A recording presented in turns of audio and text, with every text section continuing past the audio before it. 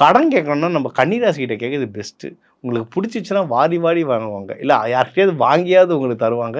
அதுவும் அண்ணன் தம்பிங்களுக்கெல்லாம் வாரி இறைப்பாங்க. உங்க அண்ணனும் தம்பியும் கன்னிராசியா இருந்தா கூட பிறந்தவங்களுக்கு ஜாக்பாட்.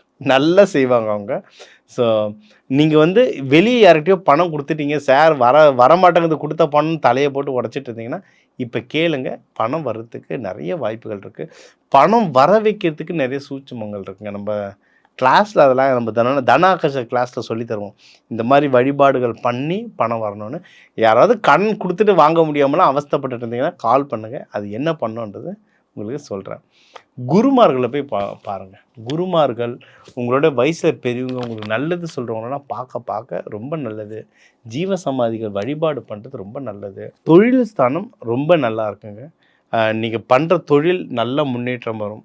நீங்க அதுவும் வெளிநாடுக்கு ஏதோ எக்ஸ்போர்ட் பண்ண போறீங்க. ரோடு டிரான்ஸ்போர்ட்டேஷன் மூலியமா நீங்க மத்த ஸ்டேட்டுக்கு அனுப்ப போறீங்க.